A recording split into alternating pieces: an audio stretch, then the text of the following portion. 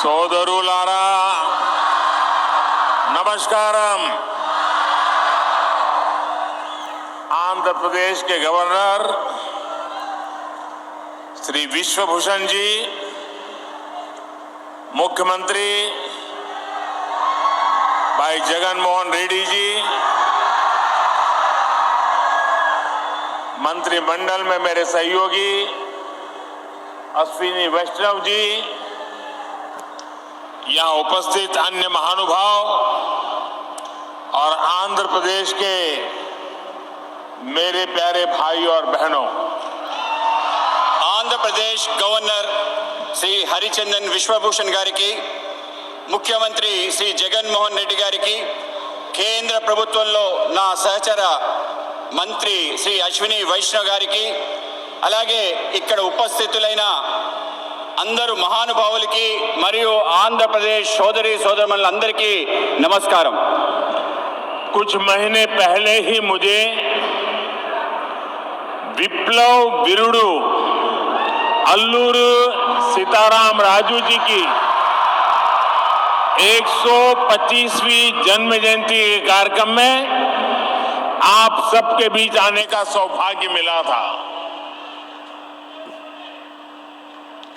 కొన్ని నెలల ముందు నేను విప్లవ వీరుడు అల్లూరి సీతారామరాజు 120వ జన్మ జయంతికి వచ్చే సౌభాగ్యం కలిగింది।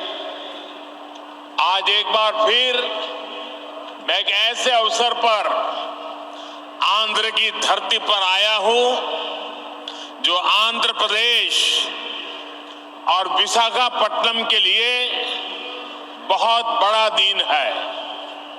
ఇటువంటి ఇంకో అవకాశం ఆంధ్ర ప్రాంతానికి వచ్చింది। ఇది ఆంధ్రప్రదేశ్ మరియు విశాఖపట్నానికి గొప్ప దినం। विशाखापट्टनम भारत का एक विशेष पट्टनम है।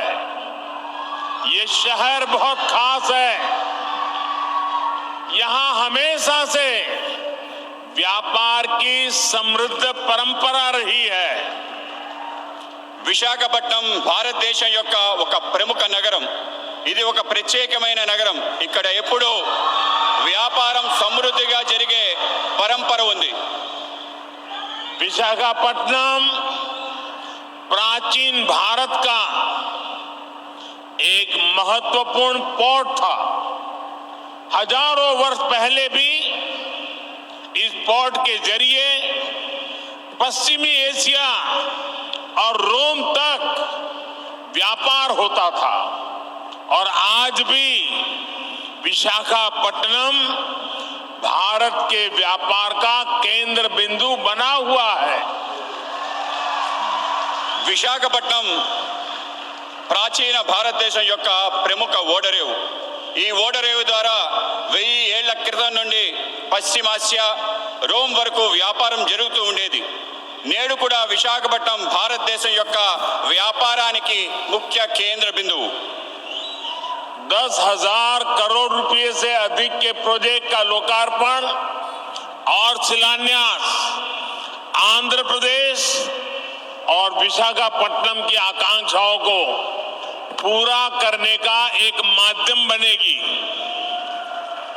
10,000 కోట్ల ప్రాజెక్టులు దేశానికి అంకితం మరియు శంకుస్థాపన చేసే ఆంధ్రప్రదేశ్ మరియు విశాఖపట్నం ప్రజల ఆకాంక్షల్ని పూర్తి చేసే మాధ్యంగా ఉంటుంది।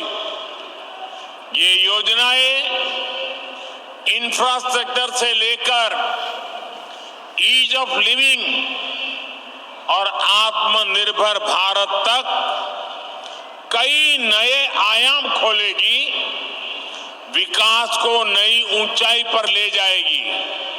मैं इसके लिए आंध्र प्रदेश के सभी निवासियों को हृदय से बहुत बहुत बधाई देता हूं। ఈ పథకాలు మౌలిక సదుపాయాల వల్ల సులభతర జీవితానికి, స్వయం సమృద్ధి భారత సాకారానికి అనేక అవకాశాలు కల్పిస్తుంది। ఇది అభివృద్ధి యొక్క కొత్త శిఖరాలు చేరుకోవడానికి తోడ్పాటు అందిస్తుంది। నేను ఇందుకోసం ఆంధ్రప్రదేశ్లో నివాసం ఉంటున్న అందరికీ హృదయపూర్వక అభినందనలు తెలుపుతున్నాను। मैं इस अवसर पर हमारे देश के पूर्व उपराष्ट्रपति श्री वेंकैया नायडू गारू का भी और श्री हरिबाबू का भी धन्यवाद करना चाहता हूं। वो जब भी मिलते हैं तो आंध्र के विकास के बारे में हमारी काफी बातें होती हैं। आंध्र के लिए उनका प्यार और समर्पण अतुलनीय है। నేను ఈ సందర్భంగా మన దేశ మాజీ ఉపరాష్ట్రపతి శ్రీ వెంకయ్య నాయుడు గారికి హరిబాబు గారికి ధన్యవాదాలు తెలియజేస్తున్నాను. వాళ్ళు ఎప్పుడు నన్ను కలిసినా ఆంధ్ర ప్రాంతం యొక్క అభివృద్ధి వికాసం గురించే మాట్లాడుతుండేవారు. ఆంధ్ర ప్రాంత ప్రజల పట్ల వాళ్ళకి ప్రేమ అంకిత భావం కొలమానం లేనిది. साथियों, आंध्र प्रदेश के लोगों की एक बहुत खास बात होती है कि वो स्वभाव से बहुत स्नेही और उद्यमी होते हैं। आज तकरीबन दुनिया के हर कोने में, हर काम में आंध्र प्रदेश के लोग अपनी प्रतिभा का प्रदर्शन कर रहे हैं। మిత్రులారా, ఆంధ్రప్రదేశ్ ప్రజలకి ఒక ప్రత్యేకత ఉంది. వాళ్ళు స్వభావరీత్యా స్నేహపూర్వకంగా ఔత్సాహికంగా కలిగి ఉంటారు.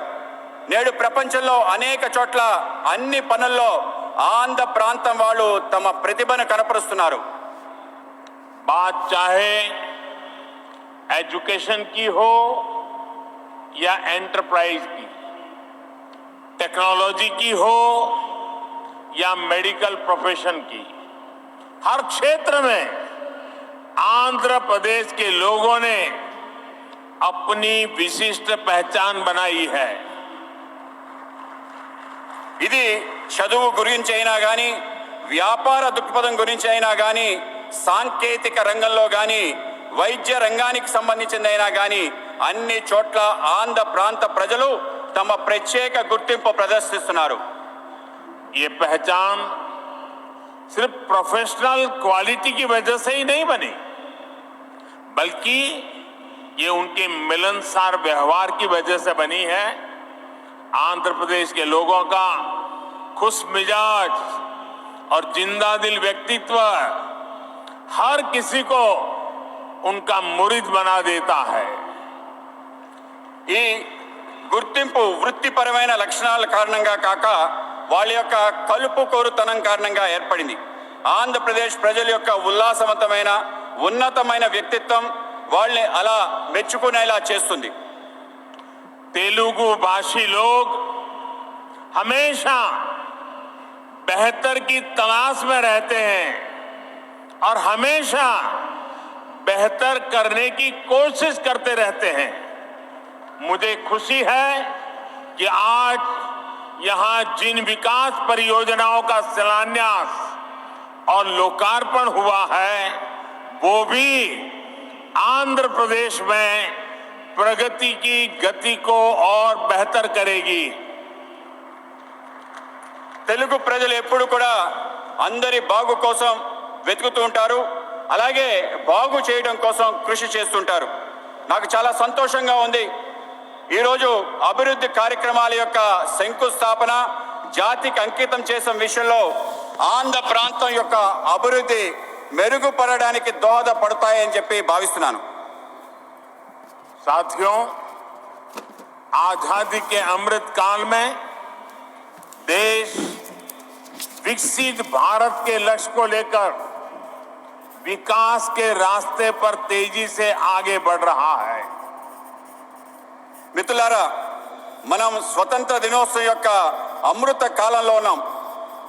వికసించిన భారత అనే లక్ష్యంతో అభివృద్ధి పదంలో ముందుకి తోసిపోతున్నాం. विकास की ये यात्रा बहुआयामी है। इसमें सामान्य मानवी के जीवन से जुड़ी जरूरतों की चिंता भी शामिल है। इसमें सबसे बेहतर आधुनिक इंफ्रास्ट्रक्चर का निर्माण भी शामिल है। అభివృద్ధి యొక్క ఈ యాత్రలో బహుముఖమైంది. ఇందులో సామాన్య మానవుడి యొక్క ఆలోచన కూడా దాగి ఉంది.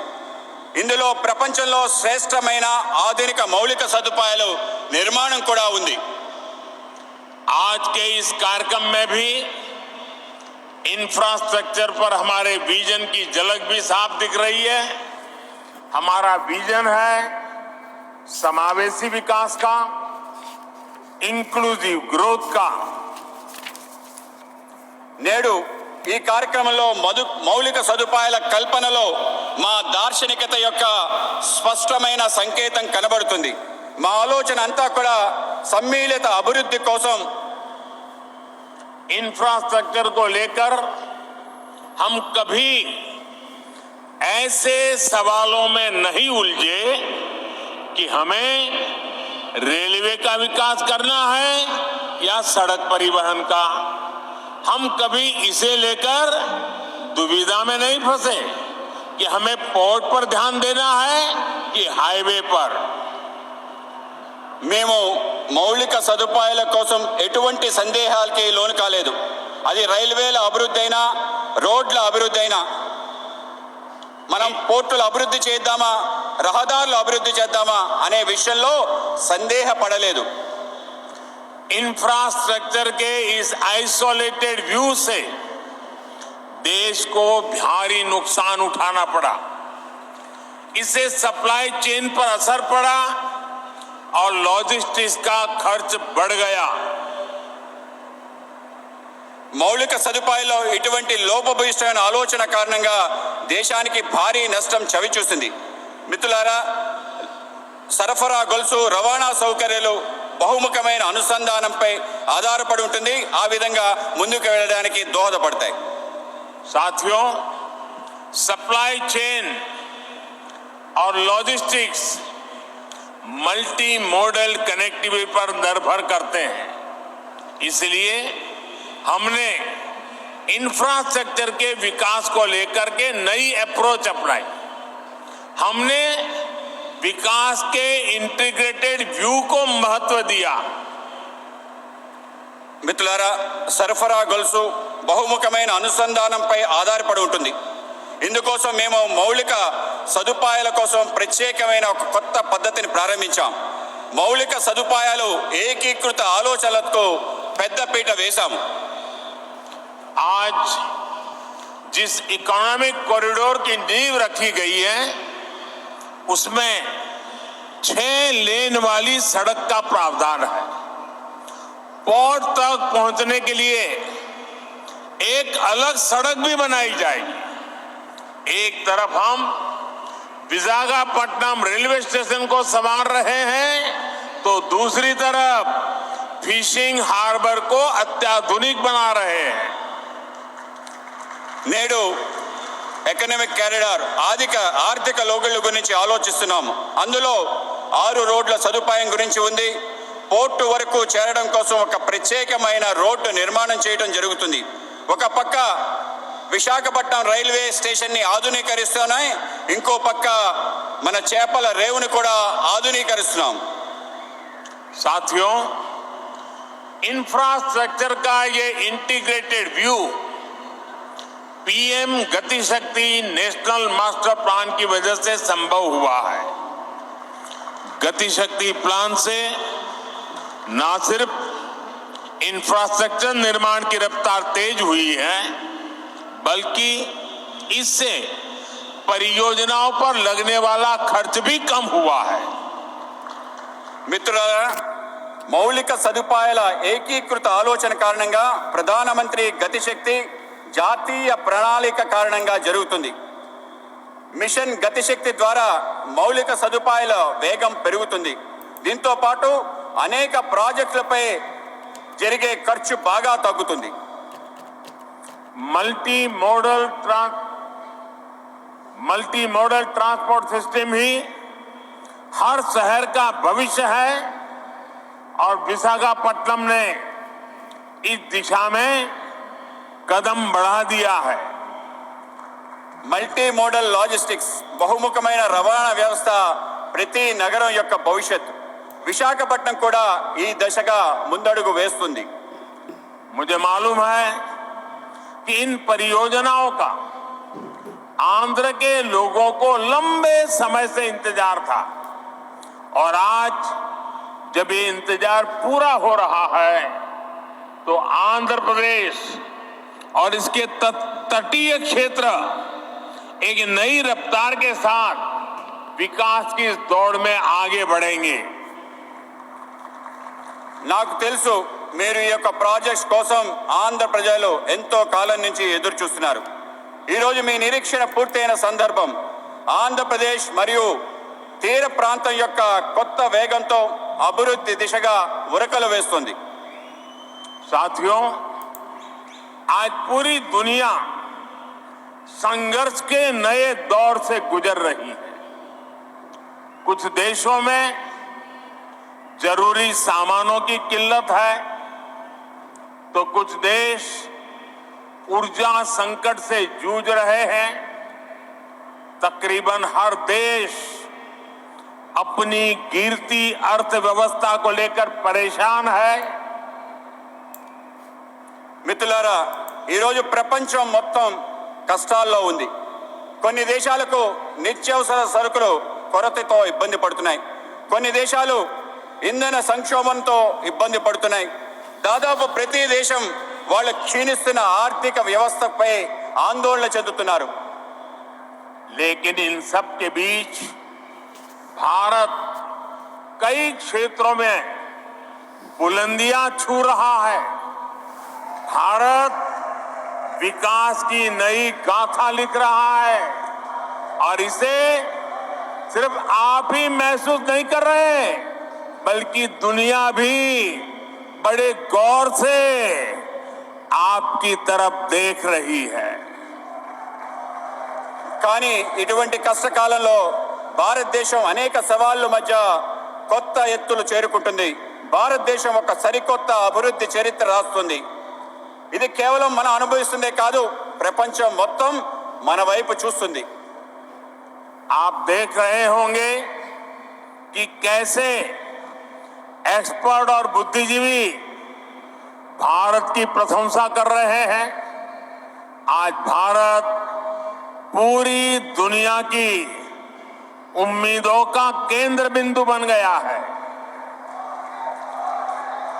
మీరు చూస్తున్నారు, ప్రపంచం భారతదేశంలో ప్రముఖులు అనేక మంది మేధావులు ప్రశంసిస్తున్నారు. ఇది మీరు చూస్తున్నారు.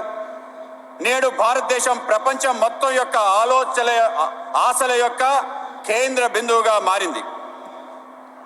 ऐसा इसलिए संभव हुआ है क्योंकि आज भारत अपने नागरिकों की आशाओं, आवश्यकताओं को सर्वोपरि रखते हुए काम कर रहा है। हमारी हर पॉलिसी, हर फैसला सामान्य मानवी के जीवन को बेहतर बनाने के लिए है। ఇది ఎందుకు అయిందంటే ఇప్పుడు భారత్ వాళ్ళ పౌరుల యొక్క ఆకాంక్షలను, ఆశల్ని ప్రధానంగా తీసుకుని పనిచేస్తుంది. మా ప్రతి విధానం, మా ప్రతి నిర్ణయం సామాన్య మానవుడి యొక్క జీవితాన్ని మెరుగుపరచడం కోసమే.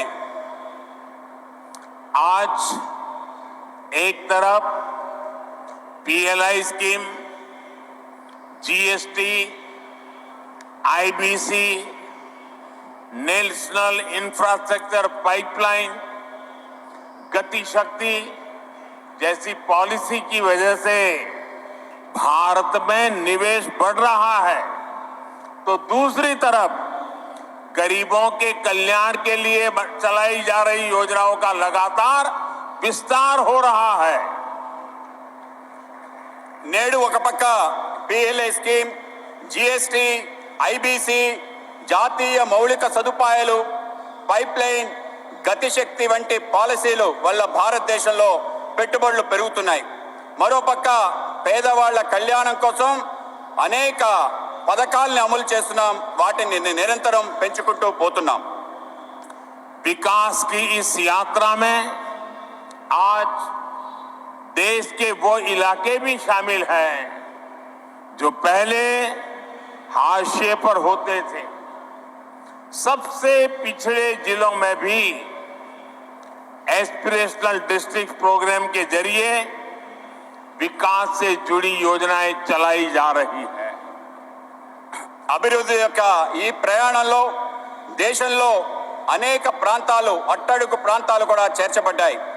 ఆకాంక్ష జిల్లాల కార్యక్రమంలో వెనుకబడ్డ జిల్లాల్లో అనేక రకాల అభివృద్ధి కార్యక్రమాలు అమలు చేస్తున్నాం.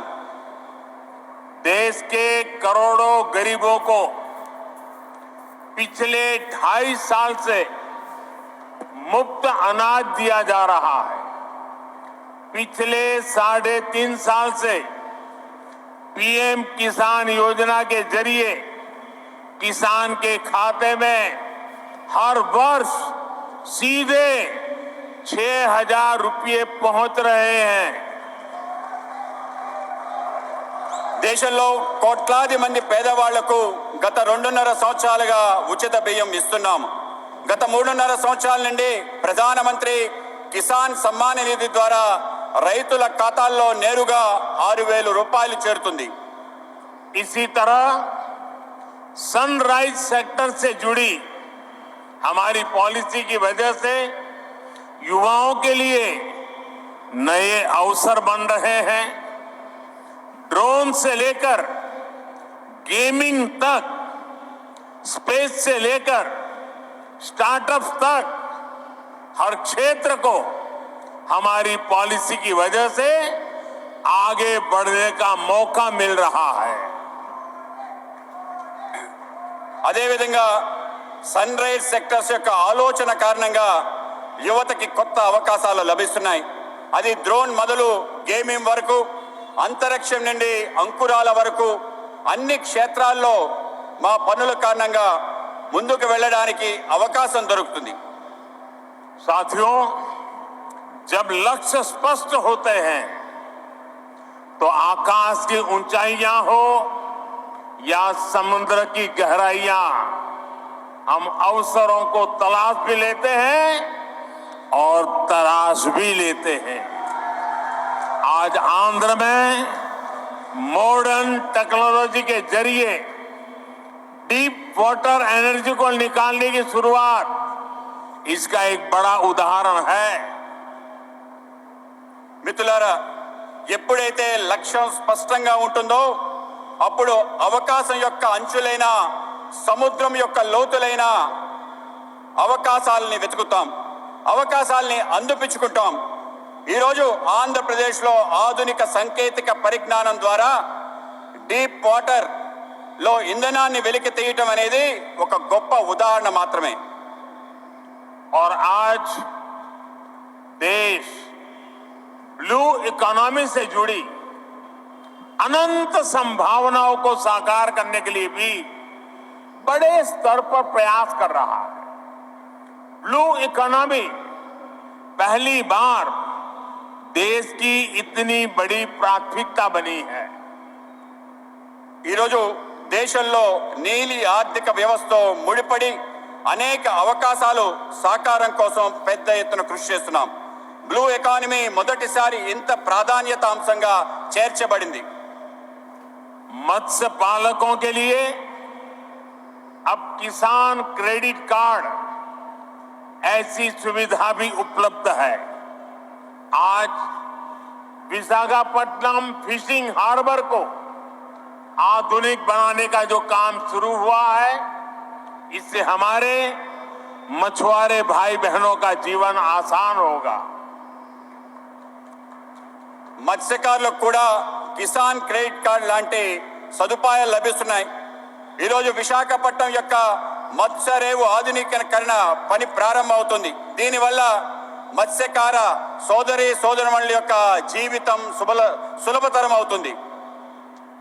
जैसे जैसे गरीब की ताकत बढ़ेगी और आधुनिक इंफ्रास्ट्रक्चर से जुड़े अवसरों तक उसकी पहुंच होगी, विकसित भारत का हमारा सपना भी पूरा होगा।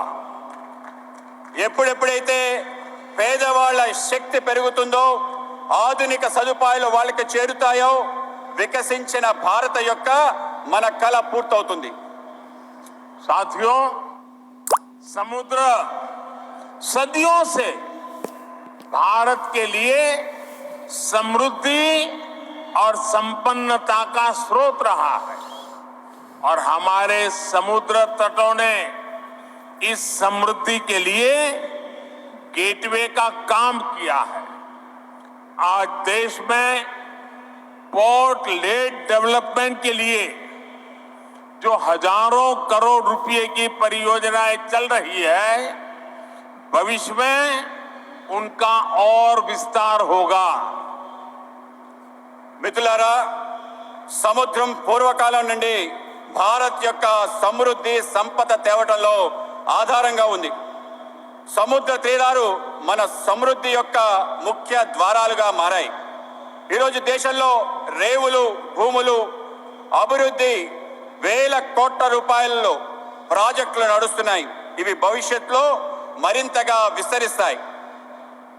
विकास की इस समग्र सोच को आज 21वीं सदी का भारत धरातल पर उतार रहा है। मुझे विश्वास है आंध्र प्रदेश देश के विकास के इस अभियान में इसी तरह बड़ी भूमिका निभाता रहेगा। అభివృద్ధి కోసం ఇటువంటి సమగ్రమైన ఆలోచన 21వ శతాబ్ది యొక్క భారతదేశం వాస్తవ రూపంలో అవతరిస్తుంది, వాస్తవ రూపంలో తీసుకొస్తుంది. నాకు విశ్వాసం ఉంది, ఆంధ్రప్రదేశ్ దేశం యొక్క వికాసంలో పెద్ద భూమిక ప్రదర్శించబోతుంది. इसी संकल्प के साथ आप सभी का एक बार फिर बहुत बहुत धन्यवाद। ఇటువంటి సంకల్పంతో మీ అందరికీ మరోసారి హృదయపూర్వక ధన్యవాదాలు. मेरे साथ दोनों हाथ ऊपर करके पूरी ताकत से बोलिए, भारत माता की జై, भारत माता की జై, भारत माता की జై. बहुत बहुत धन्यवाद।